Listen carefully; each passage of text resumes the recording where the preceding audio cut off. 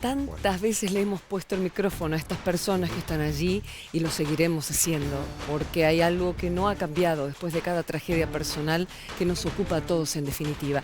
Hoy la marcha a las 6 de la tarde, todos ellos, porque nosotros debemos ser todos ellos. Estamos saludando ya mismo a Nilda Gómez, es mamá de una de las 194 víctimas de la tragedia de Cromañón. Nilda, gracias por venir. Y uno piensa, inseguridad no solamente tiene que ver con un hecho delictivo, inseguridad había en Cromañón, inseguridad también estaba en el ferrocarril Sarmiento, allí la veíamos a una de las mamás de las víctimas fatales, allí en la tragedia de Once. Digo, inseguridad está en todos lados. Por eso es muy importante la aclaración que vos hacés, porque no es solamente una salidera bancaria, sí, claro, o una entradera, o cuando te apuñalaron, como por ejemplo Leo Amarilla para robarle el celular cuando iba a la escuela.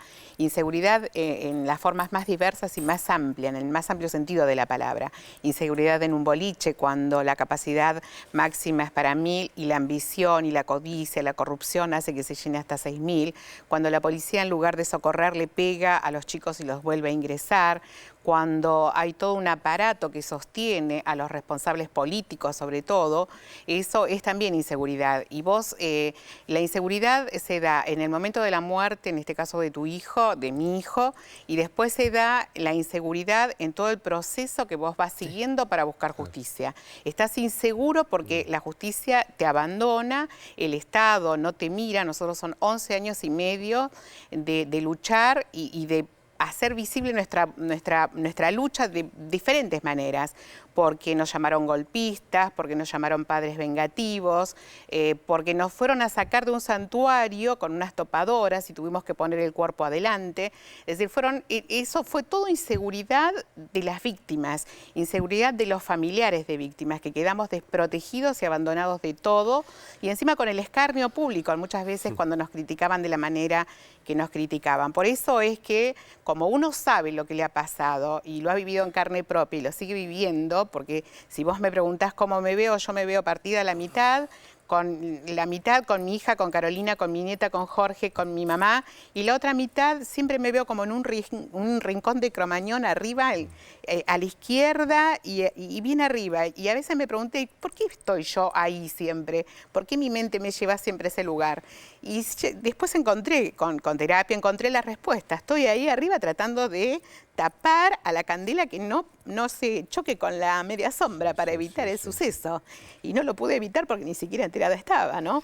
Es decir, y tu vida transcurre así. Son 11 años y medio donde yo estoy tratando de agarrar una candela, una bengala, que ya llegó, que ya hizo combustión, que ya mató, que ya sigue matando, que sigue matando hoy a 39 padres de tristeza y de angustia y de impunidad, porque un homicidio, porque realmente fue un homicidio, fue un asesinato en masa, fue una masacre, termina siendo calificado por la justicia como un estrago culposo, poco menos que un accidente. Qué mala suerte, ¿no? Una cosa así, y realmente sabemos que no fue un accidente. Nilda, lo principal que se pide acá en las cuestiones concretas es a los 3 poderes, vamos a recordar, ejecutivo, judicial, legislativo, es la constitución de ustedes, de nosotros, que el día que Dios quiera no nos pase, pero no estamos exentos de constituirnos como sujetos dentro del proceso. Explícanos un poco más eso y qué otra cuestión. Eso es fundamental. Porque hasta ahora, ¿cómo es? Y hasta ahora vos tenés que, cuando te pasa una cosa similar, cualquiera sea el origen de la muerte, vos tenés que buscar un abogado. Ya tenés que tener plata para pagar la consulta. Y si el abogado toma tu causa, tenés que pagar una buena cantidad de dinero, porque los abogados penalistas son caros. En el mientras tanto, ya, si fueron funcionarios, los que tuvieron relacionados con la muerte de tu hijo, ya tienen los mejores estudios y ya hicieron todo lo posible para que estén totalmente absueltos, como en el caso de Ibarra, que tuvo 8 absoluciones por la jueza María Angélica Croto y no llegó nunca ni siquiera a explicar qué había pasado en Cromañón. Con lo cual, el victimario, el responsable de la muerte de tu hijo, tiene todos los abogados, tiene todos los estudios, y el que no tiene dinero tiene un abogado digamos, que le permite la justicia, que le da la justicia. Mientras nosotros vamos deambulando buscando uno que no te cobre tanto como para poder tenerlo, y si no, quedarte a expensas de lo que el fiscal pueda interpretar o no, pueda ayudar o no, porque el fiscal en realidad va a buscar nada más que la verdad absoluta de lo que sucedió. Y uno a veces tiene pruebas y sabes cosas que las tiene que hacer acercar. Y lo mejor es tener un abogado para que eso suceda. Claro. Eso por un lado, ¿no? Después también toda la posibilidad que uno tiene de estar en el proceso y participar en el proceso se termina cuando la condena queda firme. A partir de ahí empieza el proceso de ejecución penal, donde nosotros ya no tenemos ningún tipo de injerencia. Y ayer a la mañana me llamó una periodista para decirme, mira, Villarreal ya está con las salidas firmadas, ¿no? Le tienen que firmar en estos días. Con lo cual empieza el goteo de los asesinos. Sale uno, salió Fisbin después de haber cumplido un mes y 17 días, porque hizo cursos de crochet, de peluquería y una serie de cursos que le achicaron la condena.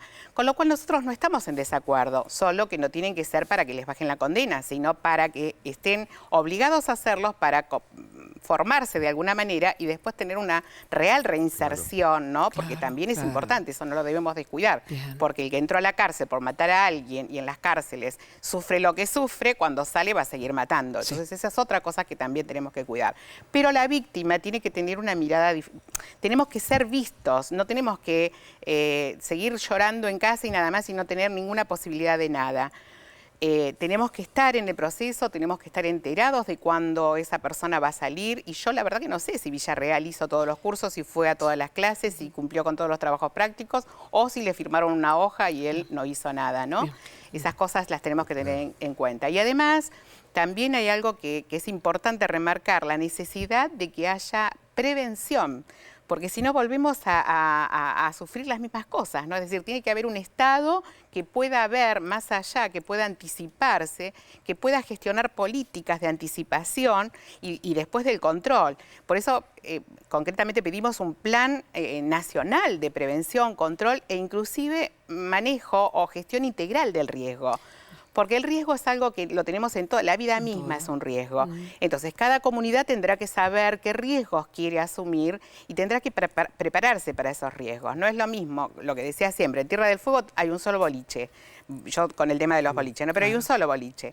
En Jujuy hay un montón, a las 4 de la mañana cierran, a las 6 de la mañana empieza el transporte, entonces te quedan 2 horas que los bolicheros no se van a hacer cargo, los chicos salen a la calle a tomar en otros lados. Eso el municipio podría hacerse cargo de esas 2 horas. Cada provincia tiene que ver cuál es su propia práctica, no solamente con el tema de la nocturnidad, sino con todos los temas y empezar a actuar. Pero si hay desde la Nación un plan de prevención, cada provincia verá si adhiere en su totalidad o si puede modificarlo, ¿no? Lila, yo escucho que desde la experiencia particular, desde esta fatal y lamentable experiencia particular, es como que cada una de las víctimas comienza a ser, las víctimas, no solo las protagonistas, las que perdieron su vida, ¿no? Sino todo lo que queda alrededor, comienzan a hacer como educación cívica, de alguna manera, pedir una justicia más justa, evitar la puerta giratoria, que entren y salgan, esto de no conocer qué es lo que pasa, de políticas integrales a largo plazo, que sean transgobiernos, que sean políticas de Estado. Y yo le escuchaba hablar a usted sobre lo que piensa y sobre su conciencia acerca de lo que ocurrió. Y no nos imaginamos cómo pueden después hacer este eslogan que digan, para que no te pase. Porque es educación cívica, es decir, lo que me pasó a mí, no quiero que te pase a vos. ¿Cómo se pasa desde el dolor particular y se lo deja de lado para pensar en todos los demás? Nunca se deja de lado el dolor particular porque es algo que te lacera, te va vaciando, te va haciendo agujeros en el cuerpo. De hecho, hay 39 papás que fallecieron de tristeza, ¿no? En el caso Cromañón. Uno nunca puede dejar y separarse del dolor. Esta imagen que yo te decía, la mitad estoy con mi hija, con mi nieta, con mi otro hijo, y la otra mitad estoy tratando de evitar algo que ya pasó, ¿no? Una cosa medio loca, ¿no? Pero justamente no quiero que le pase a mi nieta, no quiero que le pase a mi hijo, no quiero que le pase a tu hijo, no quiero que le pase a ninguno de los hijos de las personas que nos están mirando, porque el dolor es imposible de aguantar, a veces es imposible de aguantar. Y lo que viene con todo eso es algo que te lacera, es algo que no se puede manejar, es muy difícil. Entonces tiene que haber un parate, tiene que haber un hasta acá. ¿Cuántos muertos más vamos a necesitar para que alguien empiece a hacer algo?